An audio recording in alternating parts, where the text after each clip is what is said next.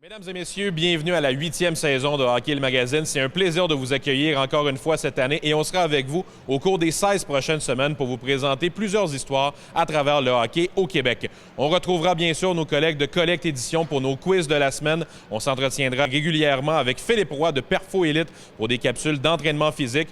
On rencontrera Stéphane Fournier de Accès Physio et Pierre Gervais sera également avec Éric Dupont pour les chroniques du trio hockey qui seront de retour bien sûr cette année. À travers cela, on a plusieurs reportages à vous présenter et ça commence dès maintenant avec une entrevue avec Julien Gauthier de l'organisation des Rangers de New York. À tous, bonne saison et merci d'être de retour avec nous.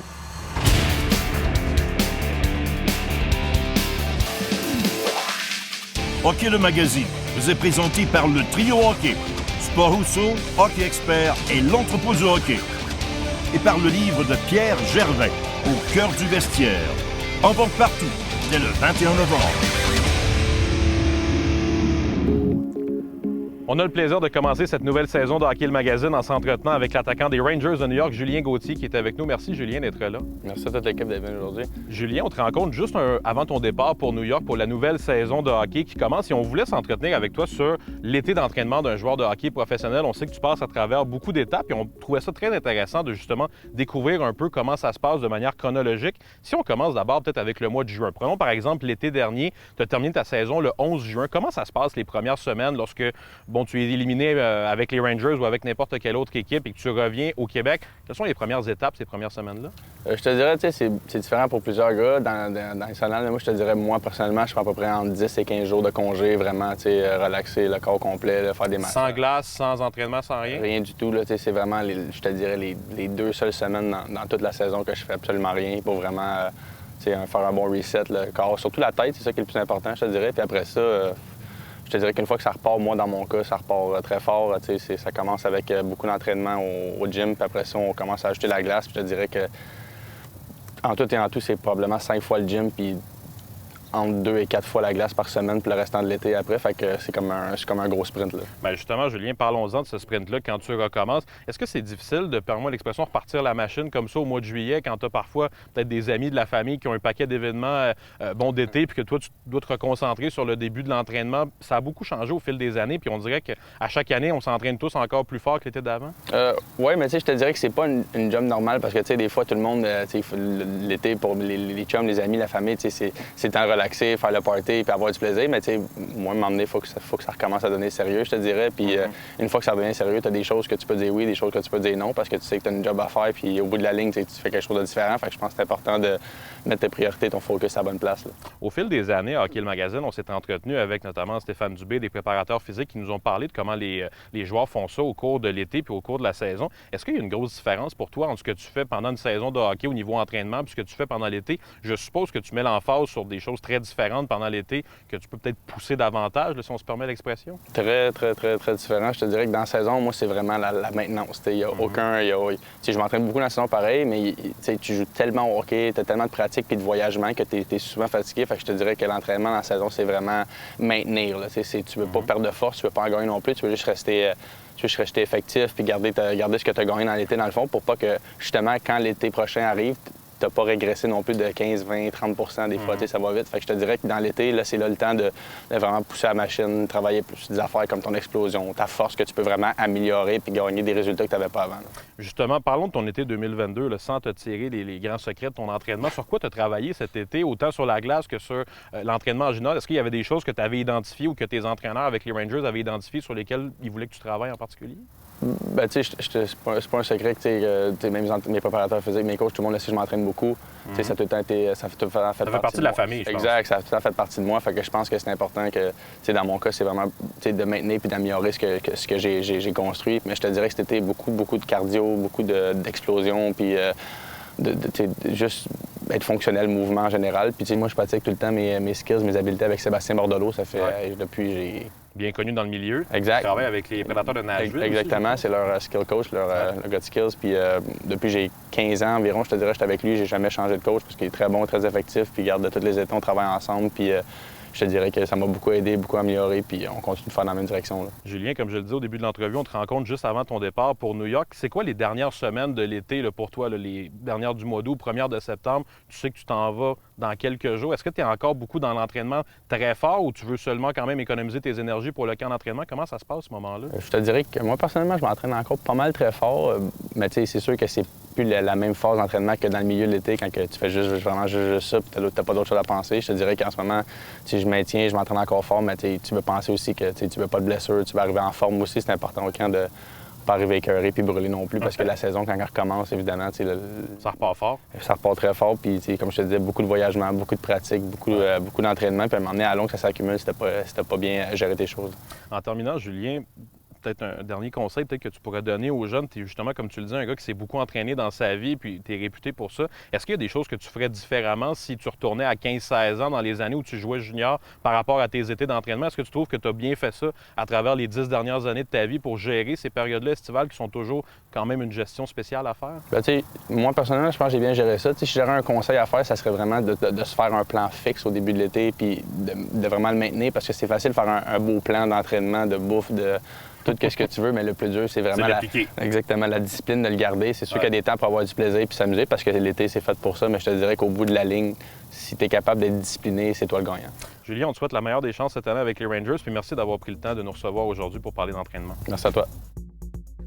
Encore cette saison à Hockey le Magazine, on a le plaisir pour nos questions quiz de la semaine de se retrouver chez Collègue Édition. Et vous reconnaissez l'homme à ma droite, Pierre Calvez, qui est toujours avec nous. Merci d'être là, Pierre. Merci, Jasmin. Et tu nous reçois cette saison dans tes nouveaux locaux, d'ailleurs. On a pris beaucoup d'expansion quand même, on le remarque avec le décor derrière nous. Mais tu vas être là encore cette saison pour nous faire découvrir le monde un peu fascinant des cartes de hockey. Tu nous as fait découvrir plusieurs cartes l'an dernier. Et cette saison, on va découper nos questions quiz avec les adversaires du Canadien qu'on aura au fil de la saison. Exact. Alors, dès cette semaine, commençons avec les Blues de Saint-Louis qui affrontent le Canadien de Montréal. C'est une équipe qui, je suppose, a plusieurs cartes iconiques. Tu veux nous parler, entre autres, de celle de Doug Gilmour et une de Vladimir Tarasenko. Oui, exact. J'ai choisi ces deux cartes-là. Doug Gilmour, qui est un joueur légendaire des Blues, même si on le connaît surtout parce qu'il a eu des bons moments avec Toronto et Calgary. Mais il a commencé sa carrière avec les Blues. Sa carte recrue a été imprimée en 1984. C'est mon set préféré des années 80, au Peachy. On apprend à te connaître, Pierre, au fil de oui, mais je l'aime. Et la deuxième carte dont je vous parle, c'est la Vladimir Tarasenko Young Guns, qui est un classique un peu plus moderne. C'est un des meilleurs joueurs actuels chez les Blues. Et pour notre question de la semaine, cette semaine, on va revenir sur un autre joueur marquant des Blues qui a également eu plusieurs belles cartes de hockey, évidemment Brett Hull. Et on se demande combien de buts a-t-il inscrit lors de la saison 1990-91? Est-ce A, 65 buts, B, 86 ou C, 79? La réponse après la pause.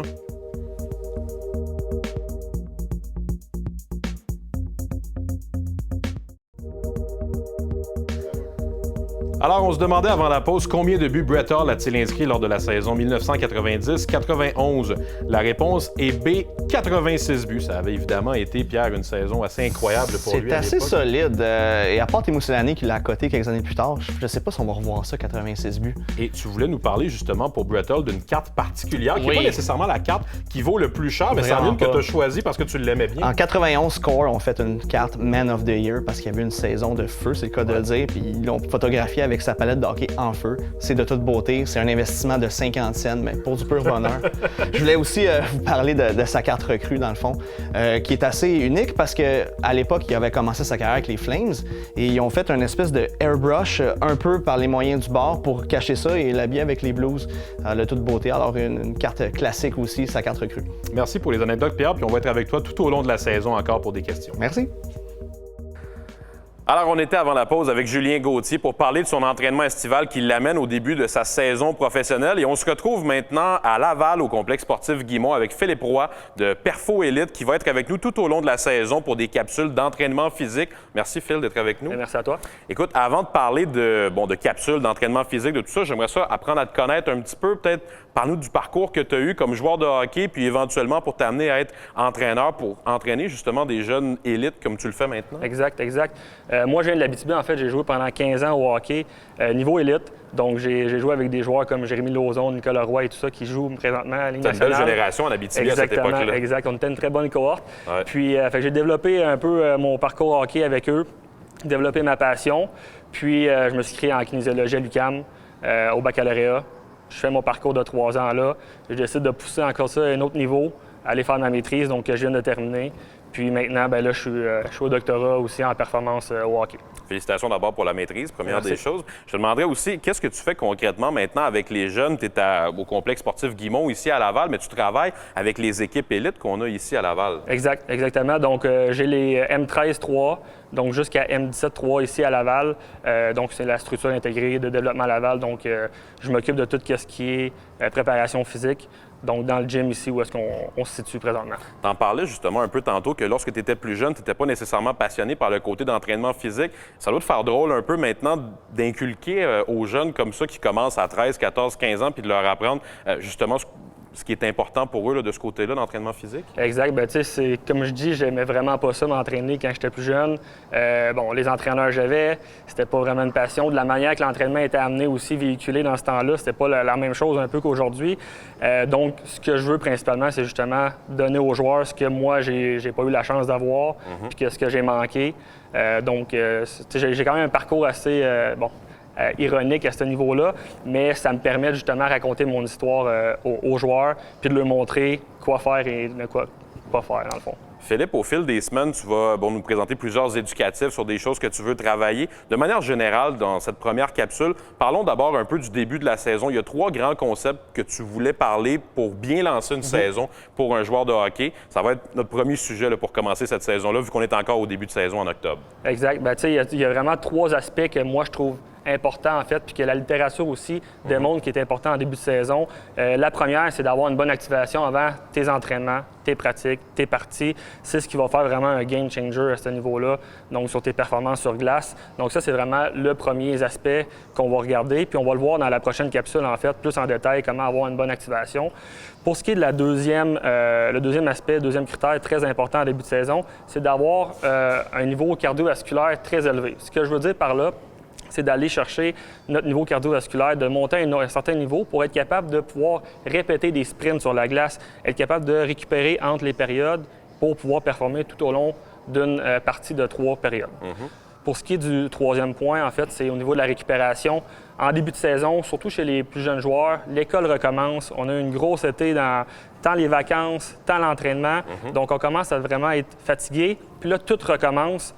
Les pratiques, les matchs, les hors-glace, l'école. Donc, vraiment important de venir optimiser notre récupération à ce niveau-là. Oui, c'est évidemment pour pouvoir bien lancer la saison puis espérer pouvoir se rendre le plus loin possible dans cette saison de hockey, avoir le plus d'énergie. Merci Philippe pour ces premiers commentaires. Puis on va se retrouver dans notre prochaine capsule. Et là, vraiment, on va se lancer un peu plus dans le gymnase avec des éducatifs que tu veux présenter. Exactement. Merci beaucoup. Bien, merci à toi.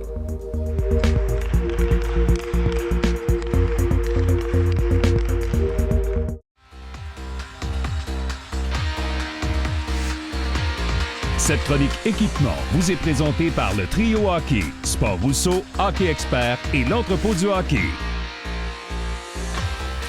Bonjour à tous, ici Pierre Gervais. Il me fait plaisir de me joindre à Hockey le magazine, la prochaine saison pour la chronique équipement, accompagné d'Éric Dupont, le spécialiste. Et la prochaine saison, on va toucher à beaucoup de choses, dont les patins aujourd'hui. Éric? Salut Pierre, écoute, on est vraiment content de t'avoir parmi nous. Tu sais, quand tu penses équipement de hockey au Québec, moi, il y a 2 noms qui me viennent en tête. Il y a Gilbert Rousseau, qui était le fondateur des magasins Sport Rousseau, que probablement la majorité des gens connaissent. Un pionnier dans le monde dans l'équipement de hockey au détail. Mais l'autre nom qui me vient en tête, c'est le tien, Pierre Gervais, gérant d'équipement du Canadien. Pour moi, une légende dans le milieu de l'équipement de hockey. Donc, pour nous, c'est vraiment un plaisir de t'avoir dans nos chroniques équipement. Merci beaucoup. Donc, on va commencer avec les patins, donc le Bauer Supreme Mac. Donc, le premier modèle qu'on parle cette semaine, Pierre, c'est le Bauer Supreme Mac. Donc, c'est une évolution du fameux Bauer Supreme qui existe depuis des décennies chez Bauer. Donc, quelques changements à noter pour cette année. Ils reviennent avec du curve composite sur la bottine, qui fait qu'il est une bottine quand même assez rigide. La lame Pulse TI, qui peut être une option avec le patin. Écoute, c'est vraiment... Bauer est reconnu depuis plus de 75 ans, un leader de la catégorie. Il lance tout le temps des produits qui sont d'une qualité exceptionnelle. D'ailleurs, en parlant de patins de qualité, toi, avec tes 35 ans de carrière, 35 ans et plus, même de carrière dans l'équipement, tu as dû avoir une panoplie de patins quand on pense aux années 70-80. Parle-moi un petit peu comment c'était les patins à l'époque comparé à maintenant. Écoute, Lorsque j'ai commencé ma carrière dans le junior en 78, c'était vraiment très différent. C'était encore les patins à tubes. Les lames TOC commençaient à peine et en dents plastiques à arriver sur le marché. Ouais. C'est des patins de cuir qui étaient très difficiles à briser, à casser pour les joueurs. Puis ça a évolué très lentement jusqu'à aujourd'hui. C'est incroyable, là, la différence, là. Moi, j'ai des joueurs qui mettaient le patin neuf le matin, puis ensuite, ils le mettaient le soir, là, jouer la game le soir. C'est ça, ça n'arrivait pas dans le temps. Ça prenait des semaines. J'imagine, il y a 20 ans, un patin en cuir, c'était pratiquement impensable, là, faire ça. Non, impensable. Ça prenait des semaines à casser. Les gars mettaient ça dans l'eau chaude, lançaient le patin, puis je me rappelle encore de voir Chris Chelios dans le bain tourbillon au forum, mettre ses patins dans l'eau pour essayer de le casser. Aujourd'hui, c'est tellement différent, là.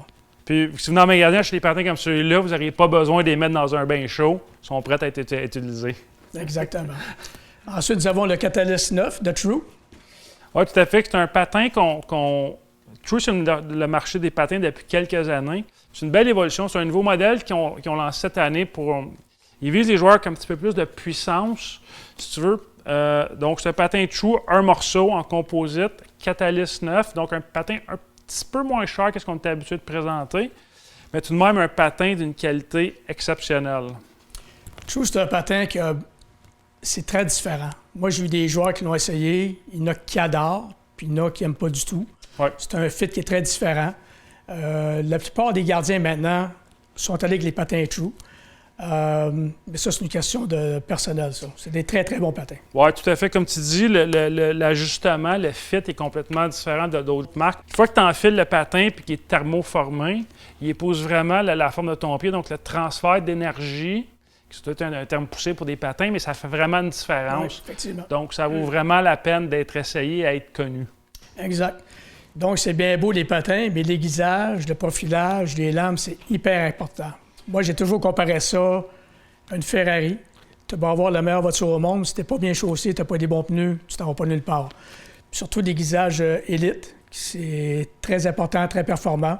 Qu'est-ce que tu en penses? Non, tout à fait, Pierre, tu as raison. Quand tu parles de lames, de l'importance de bien choisir ses lames, je te dirais depuis 5 ans environ, les joueurs sont de plus en plus conscients. Ils ne sont pas tous encore, c'est même une petite partie, je te dirais. Avoir la bonne lame pour ton patin. Il y a différentes options à différents prix. Mais le profilage et l'aiguisage, c'est tellement important de bien prendre le temps de discuter avec nos spécialistes en magasin qui s'occupent des ateliers ou qui sont spécialistes en aiguisage. Puis entre autres, comme tu parlais, les produits Elite qui sont disponibles dans quelques-uns de nos magasins qui font un travail exceptionnel. Mais le produit Elite est super bon, mais dans notre réseau de magasins, on a quand même plusieurs offres de services différentes du point de vue technologique qui sont tout aussi bonnes. Mais on est vraiment... Il faut prendre le temps de parler avec un spécialiste en patin pour s'assurer de faire les bons choix. C'est tellement important que depuis nous autres, avec le Canadien, depuis 3-4 ans, les joueurs qui arrivaient, les jeunes joueurs surtout, qui arrivaient au camp d'entraînement, on leur faisait essayer différents profilages. Puis ça a changé souvent beaucoup dans leur carrière. Les gars étaient vraiment plus à l'aise à force d'essayer différents profilages. Même les gars disaient « Oui, c'est ça que j'ai besoin, je suis à toi à l'arrière, je suis plus en avant. » C'est extrêmement important d'être à l'aise. Merci, Éric. Donc, bonne semaine à tous et à la semaine prochaine pour une autre chronique sur les patins. Cette saison à Hockey le Magazine, nous aurons le plaisir de s'entretenir avec des jeunes hockeyeurs professionnels qui ont fait leur chemin jusque dans la Ligue nationale de hockey ou dans la Ligue américaine pour revenir un peu avec eux sur comment ça s'est passé le hockey mineur au Québec. Et cette semaine, pour commencer notre tournée, on a le plaisir de s'entretenir avec Frédéric Gaudreau, attaquant dans la Ligue nationale de hockey. Frédéric, la première question que j'aurais pour toi, c'est quels sont tes premiers souvenirs dans le hockey mineur? Comment ça a commencé pour toi? Moi, je suis né à Bromont, donc j'ai commencé à jouer au hockey mineur à Bromont. Puis après ça, j'ai eu mes premières déceptions, mes premières grosses coupures, je te dirais, au niveau Bantam, au Bantam 2A, mes 2 années.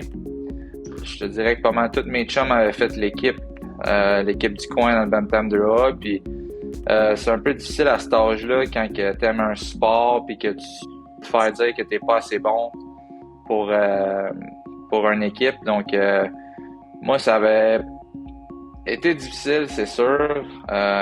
Mais au-delà de ça, j'aimais tellement ça jouer au hockey que c'est ça qui a vaincu, là, je te dirais. C'est ça qui m'a juste... C'est même pas une question d'arrêter le hockey ou de ou de continuer. C'était sûr que je continuais, peu importe le calibre. Quand tu le fais justement pour les bonnes raisons, tout simplement parce que tu aimes ça le faire, parce qu'à chaque jour tu te réveilles puis tu as le sourire d'en face à cause que tu sais que tu t'en vas à l'aréna. C'est ça, je pense que c'est ça la première leçon, là, la passion tout simplement. Frédéric, on sait comment le parcours au hockey mineur est marquant pour les jeunes. Dans tes mots à toi, comment tu qualifierais l'importance que ça a eu dans ton parcours à toi? C'est merveilleux, je pense, juste de se ramasser à l'aréna un samedi matin quand t'es jeune avec d'autres coéquipiers qui pratiquent le même sport que toi puis qui ont le même sourire dans la face que toi parce que justement ils aiment la même chose que toi, d'apprendre justement à se lever de bonne heure le matin, les fins de semaine pour aller jouer au hockey. Comme moi je suis parti de la maison, j'avais 14 ans pour aller à Drummondville. J'ai appris plein de choses là aussi. C'est pas juste rendu junior que tu apprends des choses, c'est bien avant ça. Frédéric, lorsque tu as joué ton premier match dans la Ligue nationale de hockey, je suis certain que tu devais beaucoup être dans le moment présent puis d'en vivre ce que tu avais à vivre à ce moment-là. Mais est-ce qu'il y a quand même quelque chose qui t'est revenu en tête dont tu étais particulièrement fier par rapport à toutes les années que tu as passées au niveau mineur au Québec? Souvent, on entend quand on est plus jeune, hein, la Ligue nationale, c'est impossible. Un gars sur tant de pourcents, puis ou 0.001 sur pourcentage de gars qui vont s'y rendre, qui vont être repêchés. Puis à travers ça, quand j'ai pas été repêché, mais là, les statistiques font en sorte que tu as encore moins de chance. Puis moi, c'est toutes des affaires qui auraient pu rentrer dans ma tête. Puis c'est toutes des peurs que les gens pouvaient me dire qui auraient pu rentrer dans ma tête. Mais ce qu'il y avait de plus fort que ça, c'était vraiment le fait que j'aimais ça, le hockey. Puis c'était ça qui était plus fort que tout. C'était plus fort que tous les gens qui me disaient que c'était impossible. C'était la passion contre les peurs. Puis moi, au lieu d'écouter mes peurs, j'ai écouté ma passion, j'ai écouté mon cœur. C'est ça que je suis le plus fier. Merci beaucoup, Frédéric, d'avoir été avec nous à Hockey le Magazine. Puis bonne saison. Ça fait plaisir. Première émission de la saison qui se termine. Merci beaucoup d'avoir été avec nous. La semaine prochaine, on vous propose une entrevue avec Marie-Philippe Poulin, qui est maintenant non seulement championne olympique, mais également membre de l'organisation du Canadien de Montréal. On vous proposera également notre première capsule cette saison avec Stéphane Fournier de Accès Physio, qu'on retrouvera à de nombreuses reprises cette année. Bonne semaine et on se retrouve la semaine prochaine. Hockey le Magazine vous a été présenté par le Trio Hockey, Sport Rousseau, Hockey Expert et l'Entrepôt du Hockey. Et par le livre de Pierre Gervais, Au cœur du vestiaire. En vente partout, dès le 21 novembre.